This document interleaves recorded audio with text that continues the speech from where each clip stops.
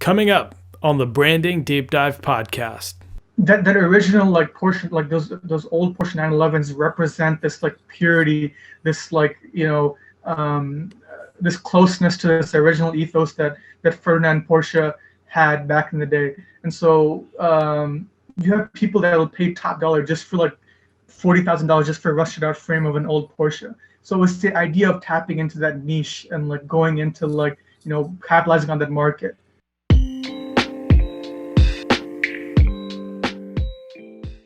This is Ahmed Chima, and welcome to the Branding Deep Dive podcast. If you're new here, this is a podcast where we have in-depth discussions about what brands are doing well to drive customer loyalty and how you can take those principles and apply them to your own brand. In this episode, we're talking to a repeat guest, Yasser Mushtaq, about Singer Vehicle Design, which is a company that does resto mods on old Porsches. If you're not sure what that means, don't worry. Yasser will explain it all. These resto mods cost anywhere from $400,000 to over $1 million each. We dive right into finding your niche and deciding your pricing strategy. Now, here's Yasser Mushtaq.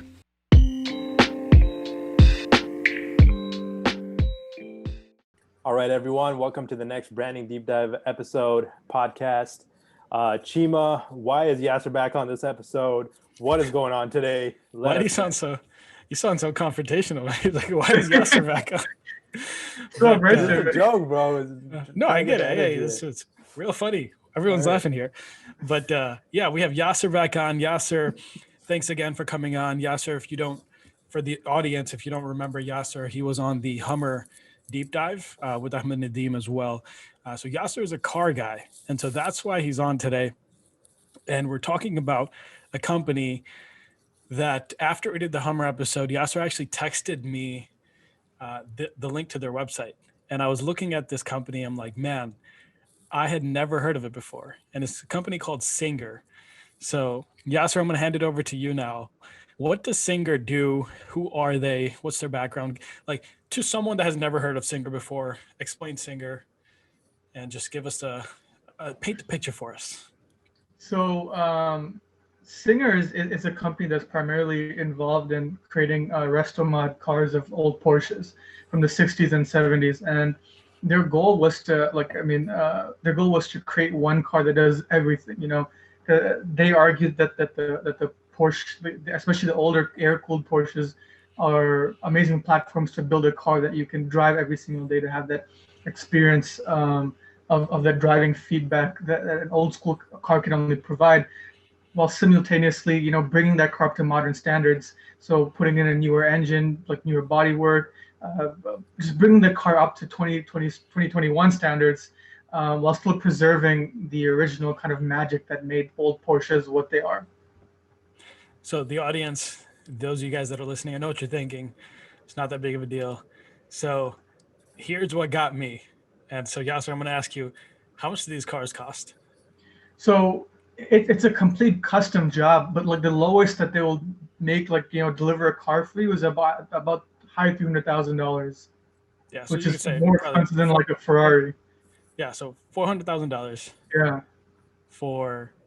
So another thing that I wanted to ask, and we should probably get this clear: are we saying Porsche or are we saying Porsche?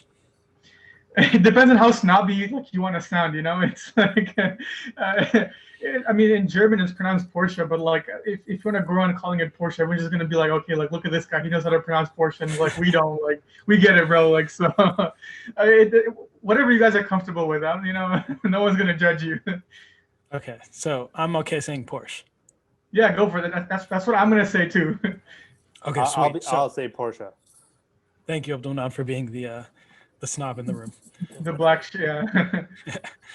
So if I'm getting this right, and I want to just reiterate this, because when Yasser first sent me the message with the price, I thought he had a typo in there. I was like, okay, it's probably off by a 0 or something. But legit, this company, what they do is they restore old school Porsches, and they make them modern, as Yasser said. What'd you call it? A resto mod? Yeah, it's called Resto Mod, yeah. So they're restoring it and they're modding it.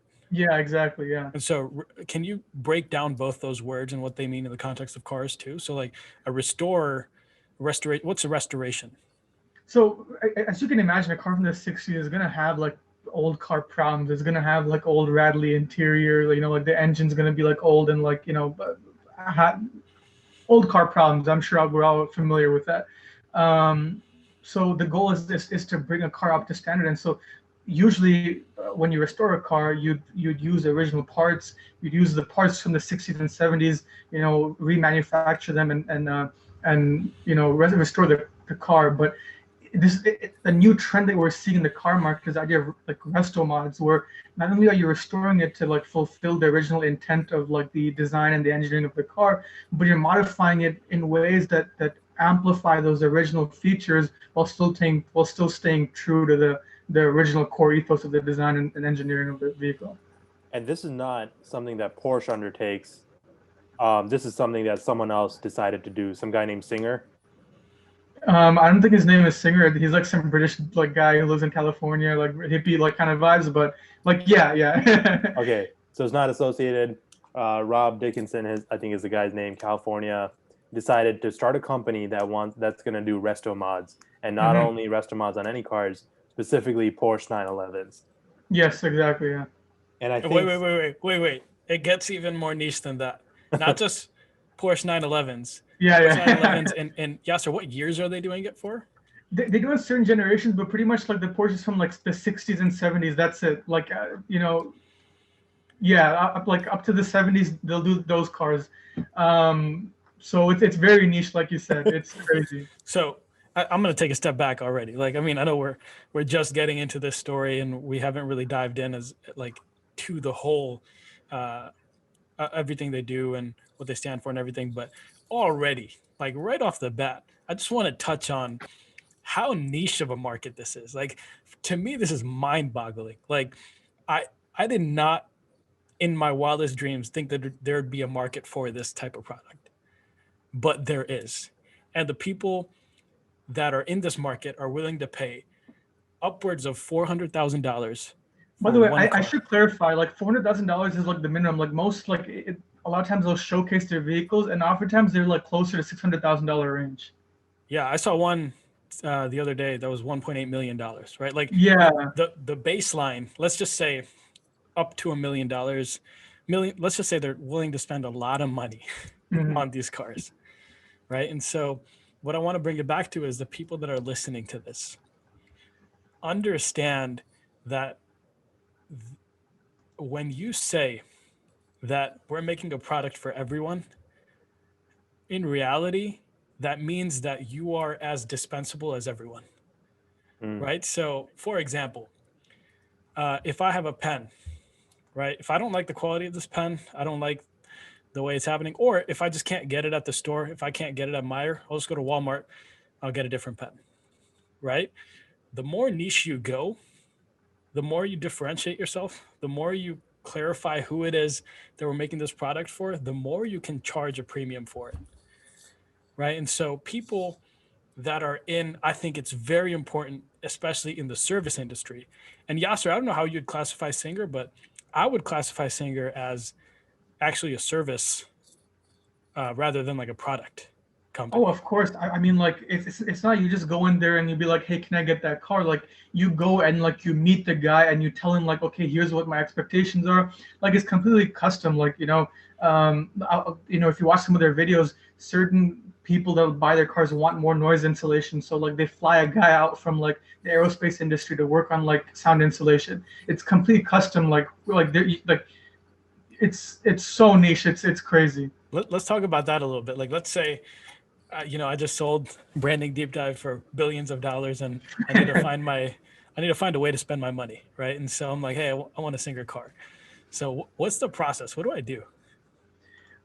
So it's like I mentioned, you go and you meet their engineer, and you kind of you go to their facility, you see all their process and stuff like that, and you sit with them, and they have an entire like catalog of like color panels, like sheet metal where they'll spray over like different color panels. You'll select specific paintwork that you like, down to the stitching. Like if you go on their Instagram page, it's crazy. Like you have certain people that'll spec out cars with the shift, like the something on a car that you really wouldn't even like probably look at. the shift knob into like beechwood, this beautiful like lacquered wood. Just to understand like understand where like the customer is coming from, understand what their needs are, what their wants are, because they from everything from the engine, from a smaller engine to like a bigger engine to a more daily drivable experience. Part of the experience of purchasing the car is just speccing it out honestly. On their website itself, like you can literally click boxes like positive, negative to kind of see what you want in terms of chassis and body, engine, exhaust, drive, transmission, lighting and glass, suspensions, brakes, wheels, all of these things that you can talk to the engineers and designers about to get your Porsche up to what you want it to be. Yeah. I think that's another lesson for our audience here, is that personalization is a really good way to differentiate your product. And you don't have to have world-class engineers to differentiate, to personalize a product. Like it could be as simple as, let's say you have a notebook company and you just start writing the people's names on the sides or something, like Abdulmanan, or they can choose what they write on the cover, something like that, something simple, but having that personal touch really goes a long way, and it allows the customer to feel like they designed the product. You know what I mean? Like, of course, like an average Joe like me can't design a car, but me picking, the colors here, colors there, makes me feel like I was part of this whole process. So that's a really, really good takeaway from their process here. I think it's really fitting that Singer's logo is a signature, almost like a unique element to each car. Just to throw in a logo plug there. It's actually interesting. Like if you look at the back of some of, not all of them, because again, like they're so custom built, you could spec them in any way. But some of the cars that they build, they actually have the Porsche logo is like this. I mean, I'm sure you guys can look it up on the viewers or listeners. It's just like a word box, like on the back. And so some cars, what they'll have is they'll have the like a milled like their signature milled out of aluminum on top of like the Porsche like logo on the back, which is like just looks so beautiful. Honestly, just this craftsmanship of it. I kind of want to go back to real quick. Why is it that they haven't made? Is it just a preference that they're like doubling down on, that they only want to focus on Porsches from the 1960s and 1970s? Yeah, and I think Chima mentioned it or like touched on it, like the idea of like a niche market, because the thing is like there's definitely some like like Chima, you gave the example of pens, right? And you have definitely some weirdos out there that'll be like, yes, like I want only this type of pen, this brand, and like this specific like Pilot G2, like I can't let that fly. Hey, you just call me a weirdo. No, I didn't mean weirdos like you. I'm saying that weirdos out there that are like super into like, like they want the Pilot and they want the Pilot G2. Yeah, I like pens. You call me a weirdo. Come on, man. On my own show. You're a fanboy of the Pilot G2, aren't you? I'm not the biggest fan. I'm actually using it. This is actually a Pilot G2. Wow. Did you notice that? Chima's favorite pen is the Zebra, I believe. Zebra brand. But still, like the idea is that car is so iconic. Like just the design of like if you look at Porsche's design language across literally any like all of their cars, ranging from their SUVs down to like their GT3 RS, like their track focused car, it has like the very similar kind of like the front of the car has like those like two scoops around the front headlights and like a sloped back. I mean, except even on the SUVs, they kind of share that similar idea. And so that original like Porsche, like those old Porsche 911s represent this like purity, this like this closeness to this original ethos that Ferdinand Porsche had back in the day. And so you have people that will pay top dollar just for like $40,000 just for a rusted out frame of an old Porsche. So it's the idea of tapping into that niche and like going into like capitalizing on that market.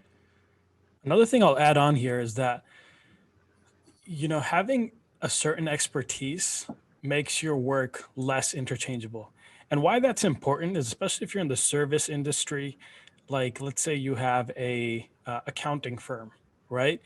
The more niche your expertise is, the less interchangeable you are. Here's what I mean by that. Now, in the example of Singer, like they specialize in one type of car, right? And so when it comes to people that are into Porsche, that's the only thing they're going to think of. They're going to think of Singer. And there's, I mean, Yasser, correct me if I'm wrong, but like there's really no alternative. Like there's no one that comes close. No, for like Porsches, literally no. correct? Yeah. Yeah, it's the same thing. Like let's say I'm an accounting firm and I go with the strategy of, hey, I do accounting work for everyone. You know, I do 1040s, I do this, do that, the other thing. Then you're just as replaceable as the other accounting firm down the street that does everything. But now if I say, hey, I'm an accounting firm and I only handle dentists who, you know, dentists that do a certain type of braces or something, you know what I mean? It's like the more you niche down and you become known for, hey, this is the guy to go to for this thing, this specific thing, that's when your expertise becomes less and less interchangeable. And so Actually, that's like, when you can start charging more and more premium for that. and I think more so, like more than that, I think that there are other companies out there that do resto mods like that. Let's not get it, you know, confused. There are a lot of companies that do that, especially even like, okay, like, you know, I was gonna bring up one example called Alphaholics, where they just do like they do the similar, not exact, for old Alfa Romeos. And what I think is like Singer in terms of resto mods was one of the first companies, like first resto mod companies that really took off. And now you see people that are kind of copying their formula. And what they're copying about Singer is that all the other companies that you know have been doing resto mods for a long time, they will sell parts for a car. So for example, let's say that I have an old like Alfa Romeo. I'll go out, like, you know, Alphaholics website, and I'll order, for example, like brakes. Or like I'll order like engine parts, or I'll order like interior bits. But then they don't really sell you a complete package. You have to like order, you have to spec it out, you have to do like, you know, you'll have to take it to your own mechanic, or like, you know, you could take it to them, but like what Singer delivers, I feel like, is not only being niche, but like having that whole custom process from beginning to end, where not only their expertise, it's like, you know what, give us your money and we will deliver you a finished car. Right, like with other companies, you like, you know, you kind of bring your own car in, you like, you know, you kind of put bring different parts in, and you know, I feel like Alphaholics isn't really able to deliver like a complete package, if that makes sense. Whereas a Singer does that kind of make sense? Yeah. One thing I wanted to ask you, Yasser, is I want to go back to the niche thing just one more time, because I think it's such a good example. Like, you know what I mean? Like, I want to derive all the points we can as possible for our audience out of this example. Like, it's literally, Yasser, I know you did the research a little bit. How many Porsches, like I said, I was going to say Porsche, and then now I'm saying Porsche this whole time. How many Porsches do you think are made in the actual spec that they work with? Like total, like let's say for 1 year, 1967 or whatever, how many Porsche 911s do you think estimated they made that year? So their bodies that they work on the 70s to like, you know, the 60s to like 70s. I think the generation went up to like 89. It was less than 300,000 cars that they made. Times, let's just do the example of 1 year. Okay, so 300,000. How many of those cars do you think in 2021 today are actually in Chima, like, I'm saying 300,000 not per year. I'm saying for their entire production run of the entire like. Oh my goodness, that's it. Yeah. Okay, so all right, so 300,000. That makes the point even better. Okay, so 300,000 total. How many of those do you think in 2021 are actually in usable condition, or are not totally destroyed or gone somewhere, or can actually be resto modded? Just ballpark. That'd be hard to say, but like, let's say about like a third of them have like got like, you know, succumbed to accidents, rust, and you know, just. So we have access to 2/3 of them, right? Yeah. So times 0.66. So that's 198,000 cars in the world. That's your entire market right there. You know what I mean? That's insane. Like, if I think conventional logic kind of just goes at like, hey, if you told me that your entire market was 198,000 cars, you'd be like, man, that is a market you do not want to be in. But Singer's like, My question is this guy still making, like, it's obviously making money for him because he has such a high premium, but like, is this something that Singer is doing consistently? Is this like, can you go to Singer right now and be like, hey, I want this Porsche, blah, blah, blah. No, you can't, because like they're on back order for like a year or 2 years. Oh, wow. Oh man, that's a good thing you brought that up. Before we get to that back order thing, let's go back to this niche thing. So I want to bring this back to our audience. Now, there's like the main method that most people talk about when we're talking about finding your niche. Abdul Manan, Yasser, I know you guys know this stuff already, so you guys are probably just bear with me here. So generally, when we're talking about finding your niche, people will use this concept of finding your ideal client, your ideal persona, right? So they'll craft up a personality. They'll say that, Yasser is 27 years old. He, likes this, likes that. He eats this. I'm for not dinner, 27, by the way, but go ahead. No, this is the persona that I'm crafting up. Okay. You know what I mean? It's So, YASIR, Yasser. yeah. So the company will craft up this persona, this made up person. And what they'll do is they'll work backwards trying to understand what kind of messaging this person would want to hear. Right. So that's method one. So if you're trying to find your niche, that's one thing you could try. Like, hey, who are the people I'm trying to reach? What do they look like? And try to put some specifics to it. Give them a name, Yasser, YASIR, or something like that. You know what I mean? And the second method is, let's say you already have a business. Let's say you're already up and running and you're getting clients coming in, and you can't really pinpoint like one client, because a lot of things, for example, like let's take the example of like a jewelry shop, right? You're not going to have just one age group or one type of person that's coming in, right? You're going to have people that are 18, you're going to have people that are 12, maybe you're going to have people that are 60, right? And so the other thing you can do in situations like that is understand what the common threads are, right? And find out what's the common factor in all these people that are coming in that's telling them to come into my shop. And then use that as your, how you're starting to message and all that kind of stuff. In the case of Singer, again, like it's so unique. Like it's a millionaire that has a Porsche. Mm-hmm. You know what I mean? It's like, yeah, like it's so unique. And so just to clarify, so you're saying Singer's using the ideal persona method? No, I'm not saying that Singer is using that. I don't know. If I was Singer, like if I was in that, I think it would just be like a passion project. Like I love this, so I'm going to do it. I think that's what it was, but yeah. Yeah, but what I'm saying is for our audience is if you're struggling to find out what your niche is, these are some methods you can use. So the first one is creating this persona and trying to really work your way backwards through what would this persona be searching on Google, YouTube, Facebook, like what are their interests, what do they do in their free time, and kind of just crafting your message to that. And number two would be really just understand the data from the people you actually already have as customers and find what the common links are, what the common factors are. How do you think that that people can kind of go about building that niche? Because let's say that you come up with an idea of like a niche target market, like market that you want to penetrate, and so how do you build I guess for lack of a better term, clout to be able to prove to that the people who will be interested in that like, hey, I can handle this? So my opinion is that, I mean, your niche will decide whether your products are good or not, right? And if it's not good, then your niche is going to say, hey, this is not good. Yeah, I wonder if you meant like more, how do you decide which way to go? Is it based on your product or based on your service? Is that what you're asking? No, so in terms of Singer, like they didn't just come out of thin air and be like, hey, buy our Porsche for $400,000. They obviously had to build that reputation, and so how do you create that trust with that niche market? Yeah, and I think it goes back to kind of like what Chima said. Once you put out the product and see how successful it is, you can gauge based on that. I'm sure Singer had, like this guy, he knew he was a fan of Porsches. He probably had one from 1960, 1970 that he wanted to resto mod. And it probably started with that process. And then from there, making iterative changes to make sure it comes out right.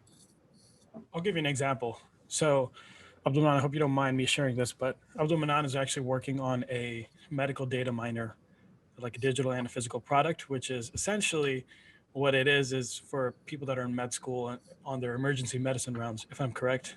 Yeah. Right. And so what it is it's like a planner, or it's a journal essentially that has all the key inputs that you would need so that you don't forget anything when you're talking to your attending, right? So that when you're talking to the patient, sometimes like if you just have a notebook, you might forget, to get one of these things. But now that it's all there in written form, you'll know, hey, I need to get this, the other thing. Now, in this case, like, hey, Abdul Manan is someone that is in medical school. He knows this is a need, right? And what he can do is, since he's a teaching assistant, he can also ask his students, hey, when you're on your emergency medicine rounds, test this out. Let me know how it works, and then take the feedback, make it even better and even better. And then those students, the idea is that they would trust him and his design process because he's actually making these changes, and they know that he's, trying to make a product to serve them. The other thing you can also do is that, like we talked about on the Belroy episode, something that Belroy does to promote themselves is they show why their product is good. So when you're able to show that, when you're able to show the specs, like for example in Singer's case, they were able to show that this is not. Remember, you said they wanted a Porsche that can do everything. When I was looking it up, they wanted to reimagine the Porsche, push Porsche's engineering to its boundaries. They're talking about like the cylinders, horsepower, torque, all this stuff, and they're showing that their statistics on their cars are better. So that's another example of what you can do to kind of, separate yourself, distinguish yourself from others, is actually show how you are different. Okay. And another thing, so you mentioned that they're on back order. So I think that's another important point to mention here in why they're allowed to charge so high is when you have excess opportunity, like when you have more demand coming in than you can actually supply, at that point, you're actually allowed to raise your prices, right? That's the market giving you permission to actually charge higher. And the other thing for the people that own their own businesses, and especially in the service space, like if you are a designer, I think designers, this happens a lot with is, sometimes you start making accommodations. You want to impress the client. So you're making all sorts of like, you're giving them stuff for free. You're doing this, that, the other thing. You're bending around backwards to please the client. And what that does is, number one, it for me, when I see that, it shows that you're not confident in your own abilities, right? So when we look at Singer, it's like they're not going to bend around backwards trying to impress you. Well, of course, they're going to give you a professional experience, but they're going to design the car. They're going to do all the stuff. They're not going to give you anything for free either, because they're confident they're going to give you a really good product. Number two, what it does is if you start bending around backwards and giving stuff for free and start making all these discounts, accommodations, all this stuff, it'll start devaluing your service, right? So when we look at Singer, like I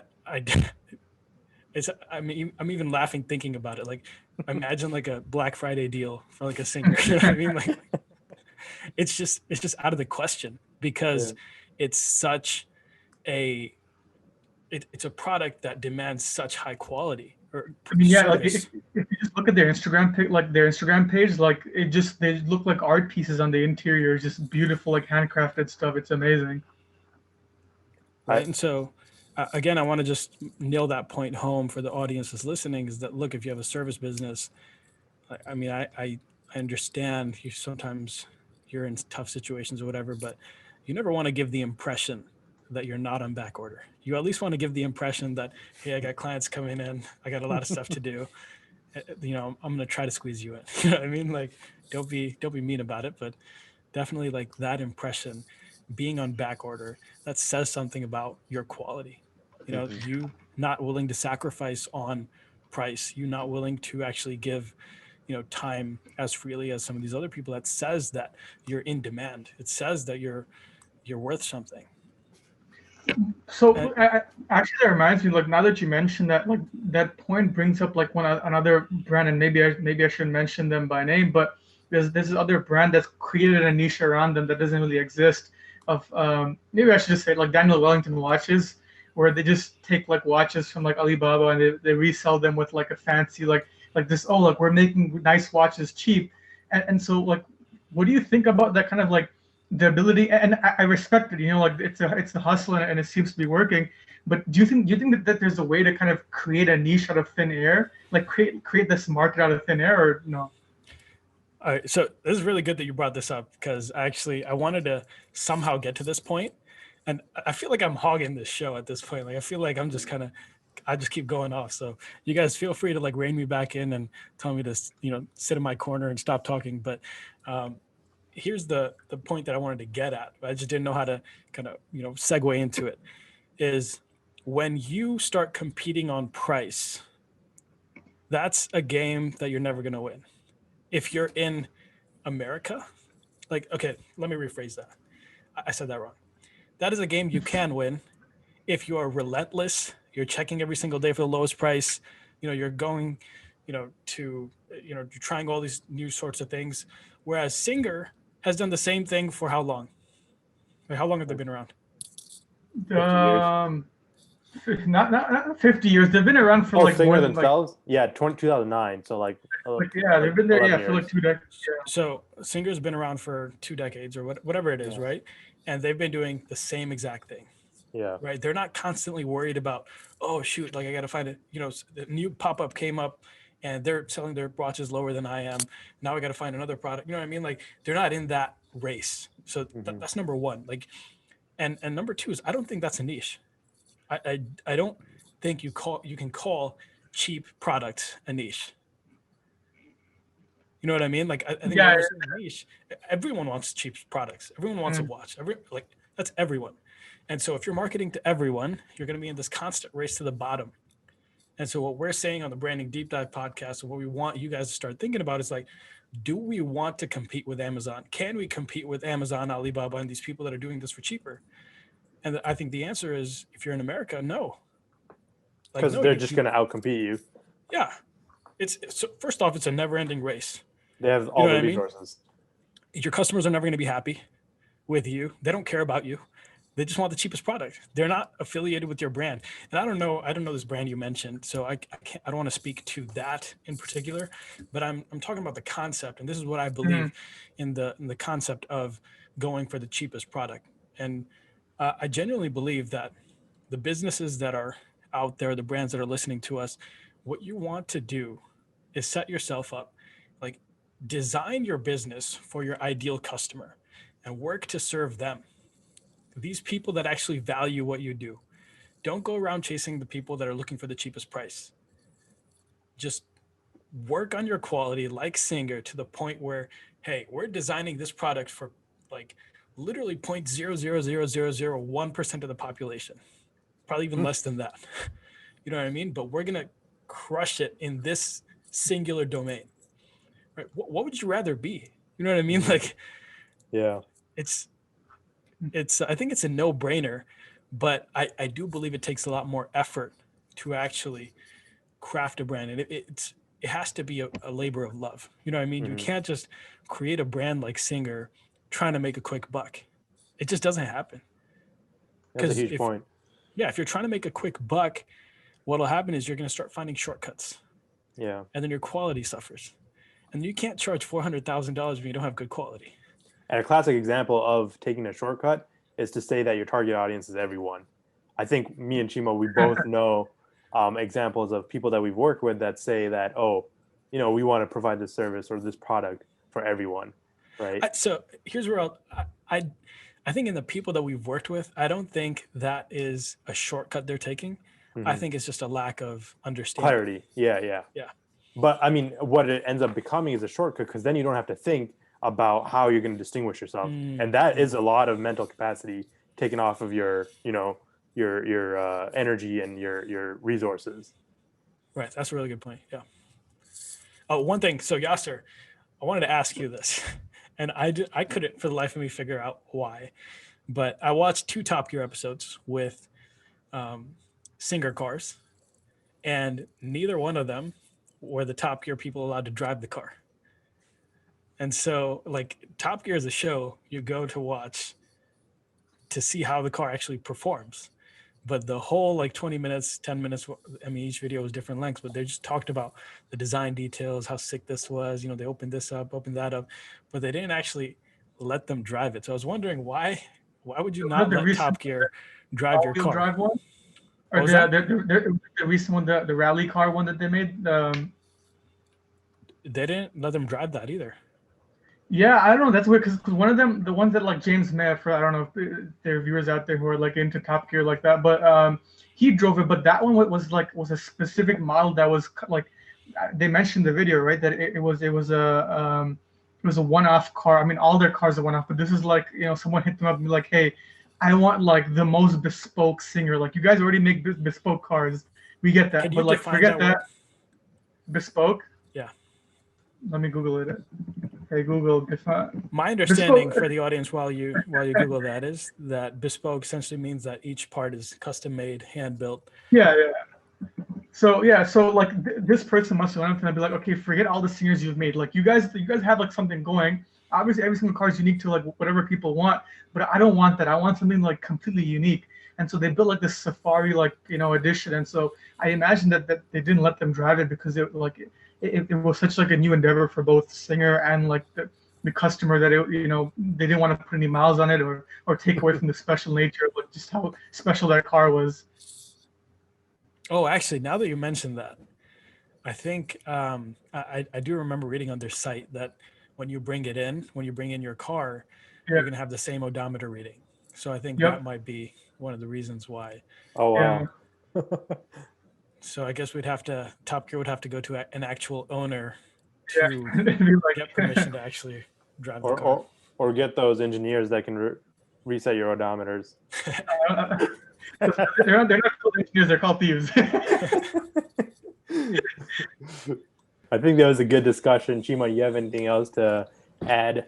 I think the main points we talked about was, one, using the example of Singer, how can our audience learn to distinguish themselves? Because that is one of the primary ways you can start to brand yourself effectively is through distinguishing yourself. Yeah, sir. One thing I did want to ask you is I was on their website, and of course I see all the cars, and it's nice. They have their whole restored, reimagined, reborn little thing. They have some like record, it seems like, that they made, and then I saw a watch. So walk me through that. Like, well, are they making watches too, or like what's going on there?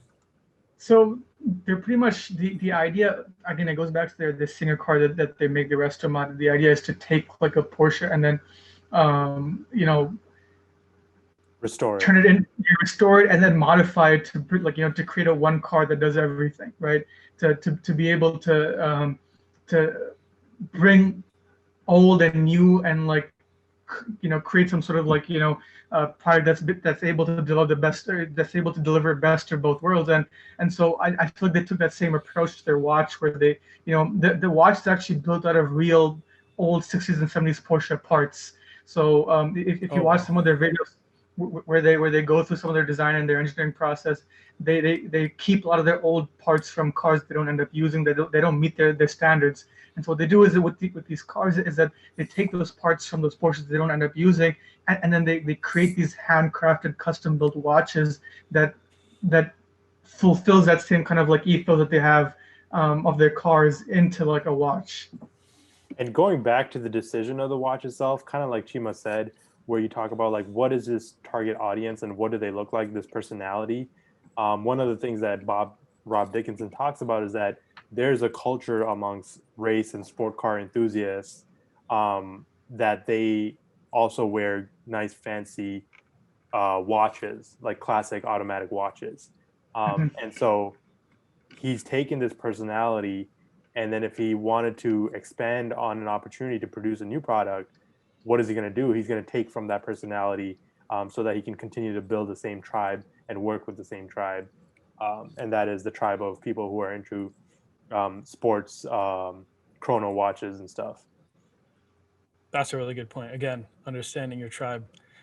Last thing I wanted to actually quickly touch on is again, we keep talking about how they charge an insane amount for each car, right? And I think the reason why we keep bringing up this concept is because there's a lot we can learn from how they price themselves. And the point I want to make here is that how you price yourself communicates how much, number one, you value yourself, but it's a signal for the people that are looking at your product to show them how much quality is actually in the product, whether you like it or not. So when you are pricing your services, when you're pricing your goods, if they're quality products, I mean, just think of Apple. You know what I mean? Like, Apple, we talk about Bellroy, like these guys are priced higher because these are quality products. Yeah. And I mean, Chimo, just to take an example from our own chapter, I guess, there was an exercise that you walked me through in regards to thinking about how I would price a product that I came up with. And you walked me through like kind of like a thought experiment. And I was like, all right, well, this is what it's worth. And then you're like, you think that is worth that much? And he gave me the question in this condescending voice, and it made me rethink. I'm like, okay, crap, is this really worth this much? And I started comparing prices to like different things that are available in the market that are similar. And then I was like, no, I doubled down. I'm like, this is how much this is worth. You're like, no, dude, this is no way. But I think because one, I was more familiar with the market, and you were more, you were kind of like the devil's advocate, pushing me to evaluate that kind of gave us clarity on where we want to put that price. And if you're a listener, if you have someone on your team that you can run this experiment through, this thought experiment, that's a good way to kind of come up with that, to really ask yourself, how much is this product worth? Are you going to be willing to pay it? Will people whose shoes you're trying to step into be willing to pay it? And then also looking at the competition helps. And actually, one of the things that one of our mentors talked about was sometimes you don't need to look at the competition because that might cloud your judgment. So there's a lot of elements to it, a lot of layers to it. And it's definitely a conversation worth having with your team when you're coming up with a price. And just from a purely mathematical standpoint, Yasser, you're the engineer in this room, but oh, don't ask me math, man. I need to pull up my TA84. No, but just from a purely mathematical standpoint, like, for example, if I price a product at $10 and I need to make, $1,000 to make, my costs up, then I need to sell 100 units. If I price the product at $100, I only need to sell 10. You know what I mean? So, but it does get harder to sell those products for $100 than it would be for 10. But the argument that we're making on this episode is if you find the niche market, right, and you make the product for them, it actually becomes easier. Right? So like, think about how niche of a product and how high of a price these Singer cars are. Yeah. I think that's something that always like seems daunting to me, because although, I don't really have the time to invest in, as much as I would like to in this area, but it always seems so daunting to me to be able to be like, okay, prove the worth of like what I'm doing to people, to be able to charge that extra amount to people. And that seems always like okay, how do I do that type of mentality? That's why the field of branding and marketing is there. Brand strategy and design. But here's the thing, Yasser, like I don't have to prove it to you. You know what I mean? Like if I'm at Singer, I have a back order of however many. That's okay. That's a cop out answer. No, but like the thing is, like I have my niche market. Like what I'm trying to get at is like there's always going to be people that don't value what you do. That's true.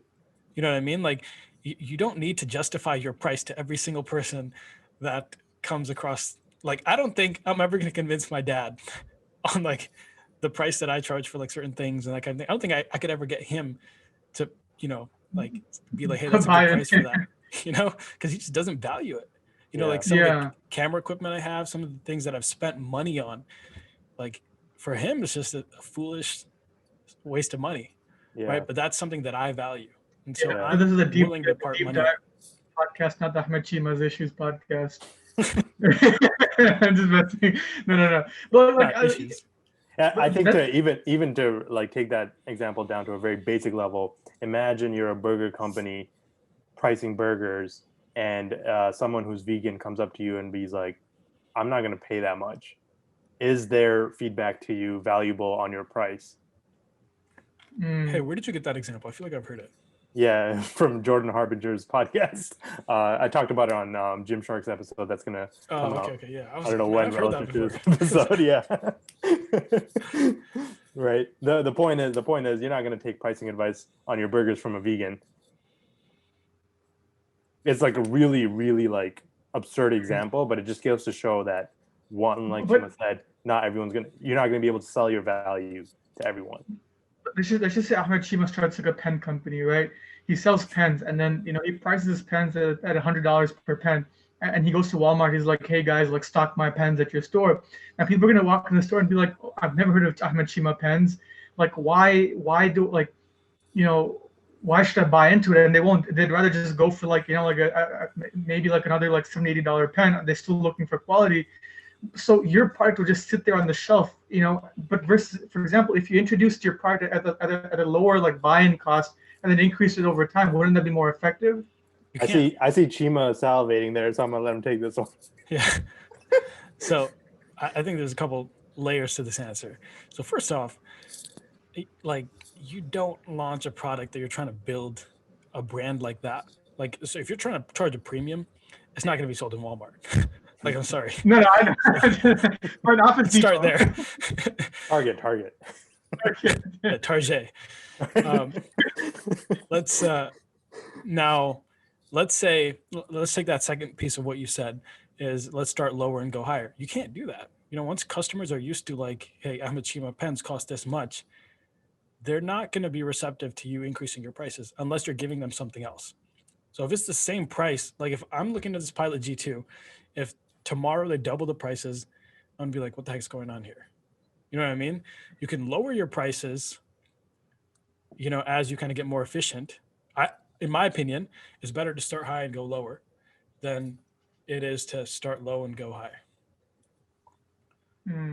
Yeah, so before I let you go, I do want to get your thoughts on, let's say you were head of design at Singer, head of something at Singer. What would you do? What are some ideas you have for Singer? Or what would you like to see done from Singer in the future? So Singer, like I said, they focus a lot on resto modding old Porsches, and that's great, and I think that's interesting. Here's the business idea that I've been like wanting to do, but unfortunately requires a lot of money and a lot of expertise, which I don't have right now. But it'd be really interesting because the idea of resto modding is that like the driving experience you get from an older car is unparalleled compared to a new car. Like when you compare it to all the safety features and things that isolate you from the driving experience. Now, that's not to say that there's cars out there that don't deliver good performance. Now, I'd be interested to see. Imagine Singer taking like a new car and infusing elements of like that old kind of like, that engaging experience of older cars into like a newer car. Because there's a lot of like good cars that have automatic transmissions and like they have like, like big, just bulky, like, greenhouses that not very open. So imagine like Singer just takes like a new car and just delivers the experience of an older car in that new car. That'd be dope. Let me get this straight. So essentially you're going to show up to Singer. Singer's like, what we do here is resto mods. He's like, guys, how about you guys do the opposite of resto mods? I want to see how well you guys can return my car to the junkyard. No, and I like that was seriously like there is like a market for that, and like you see it here and there, but like if you're to see Singer doing it on the level that they do it and the way they do it, that would be amazing. Yeah, for sure. All jokes aside, I think that'd be pretty cool to see. That's definitely an interesting perspective. Made me laugh a little, but it also made me think a little. But Yasser, one last question for you on the episode. What is one brand that you are super loyal to right now that is your favorite? You can't say Porsche because you said that last time. No, I the answer would be New Balance, honestly. New Balance. Like, Kawhi. No, chill. I was on it before Kawhi. Right? Yeah, chill. I can attest to that. He did have some New Balances before Kawhi's branding. Their shoes are so comfortable, and like they have this element where they're like kind of quirky. They're like you have the Yeezys, and you have the Adidas Ultra Boost, and you have the Nike Air Max and stuff like that. We have New Balance that has like this like kind of quirky new kind of design while still like being really really comfortable, and like that I'm sold. Like consider me a lifetime but whatever. I literally can't wrap my head around this. Did you just place New Balance in the same category as Yeezys, Ultra Boost? Like what? Like He was a big Yeezy guy. New Balances are dad shoes.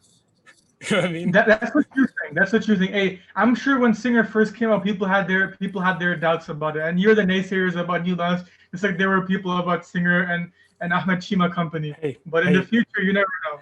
Hey, Yasser, you don't have to prove it to me. I'm not the guy.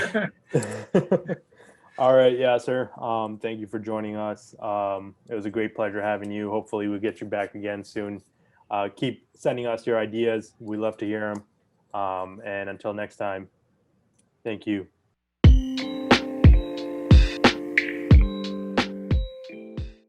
So one piece of feedback that we get quite often for this podcast is that we have way too many car episodes. We do a lot of episodes on cars, and I want to take a minute to explain why that is. Number one, car brands do a great job, or not so great job sometimes, of marketing and branding, right? We're spending, as individuals, we're spending anywhere from 10, 15, 20, all the way up to $100,000, $200,000, $200,000 on a car. And so in order to motivate people to spend that much money, their hard-earned money, what does that take? That takes branding, right? And so there's a lot of lessons for us as individuals and small businesses to really learn from what car brands are doing and what they're not doing. And number two is that we have access locally to a lot of people that are into cars. Our friends are really into cars, and it's really easy for us to start these conversations because we know these people. Moving forward in season 2 of the podcast, we do plan on changing things up and bringing a lot of different perspectives on different aspects and industries where you might not necessarily think of branding, but we do foresee cars being a staple in the podcast and a regular recurring thing that we will be doing. Now, as always, I do have some key takeaways for this episode, but I'm going to share a clip from the Hummer episode we did with Yasser. I'll be honest. I think that regardless of what this car that came out with features, I think it would have done as well as it did now. Like I think that this is just like icing, it's just GMC flexing on people that like I mentioned, 99% of the people who buy this car will not use these features. But look, you're already releasing like an old brand, history brand. As like an EV vehicle, it really doesn't matter what you put. Anything that you put on top of that is just like icing on the cake.